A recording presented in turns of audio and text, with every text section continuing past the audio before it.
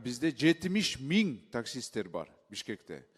Лицензиялар ала албай калса, biz ушол мөөнөттү жылдырып алсак, анда такси услуга өтө кымбаттайт.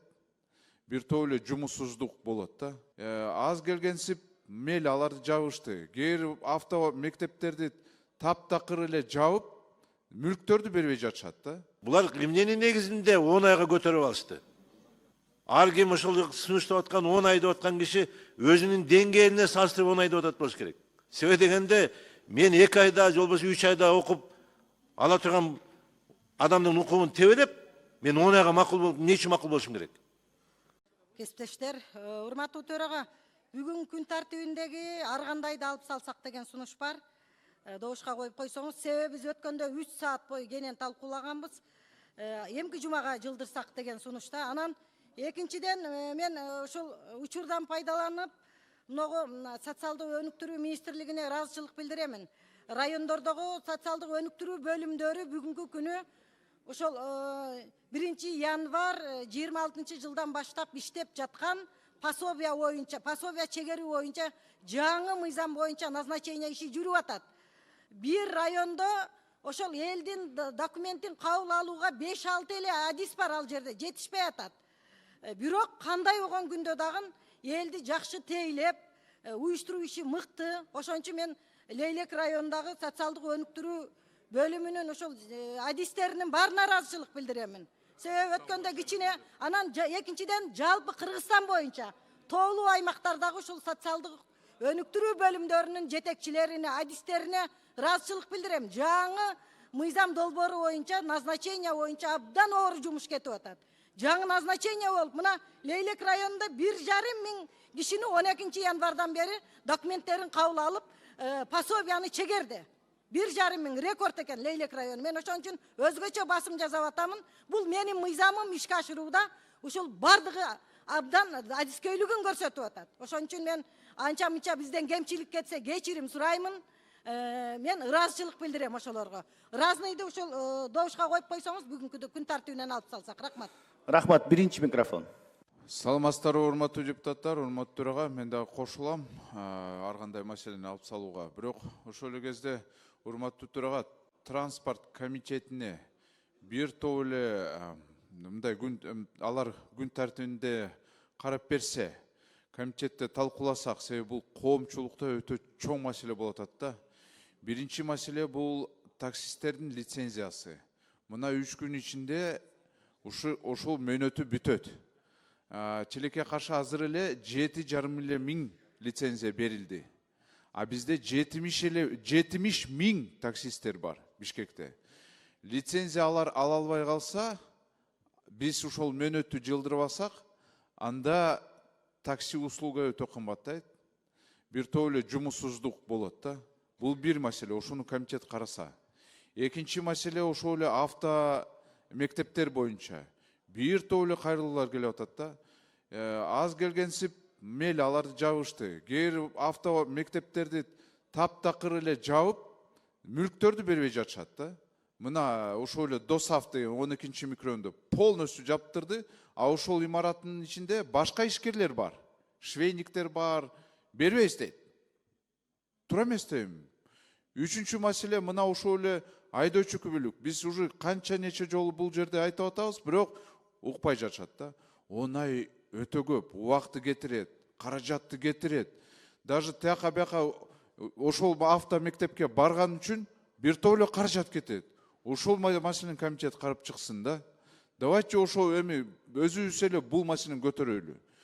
Төртүнчү маселе бул Россиялык номер менен автоунаалар. Эми буну дагы бирдеме кылыш керек да.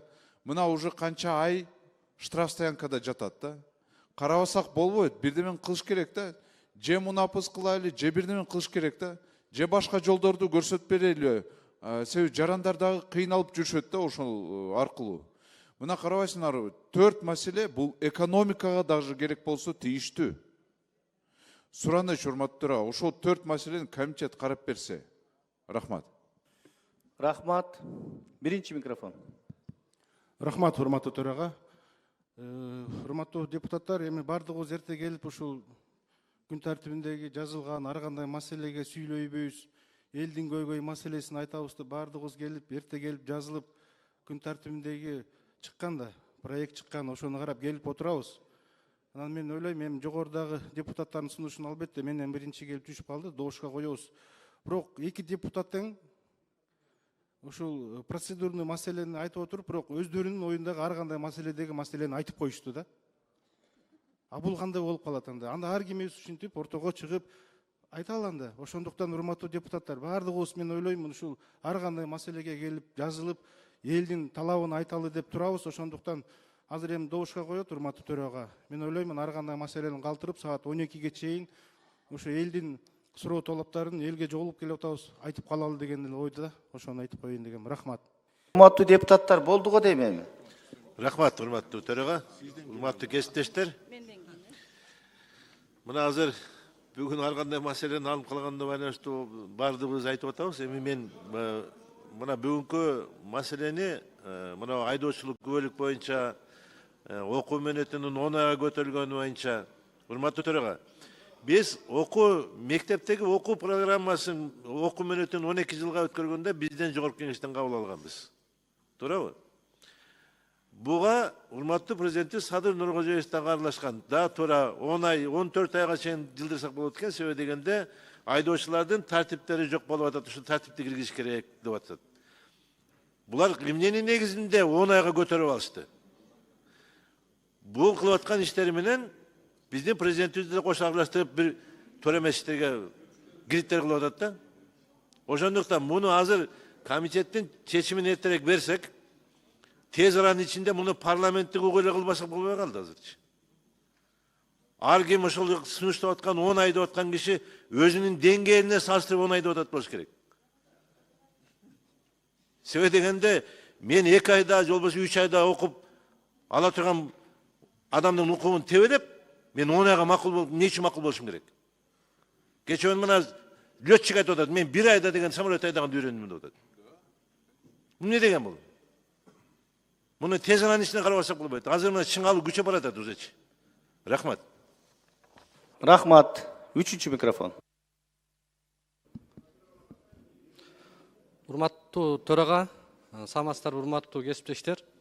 Эми азыркы жогоруда ар кандай маселе алынгандан кийин, бирок баарыбыз эле чыгып айтып атат, көпчүлүк айтып койду. Эми ушул моменттен урматтуу төрага сизге сунуш берет элем.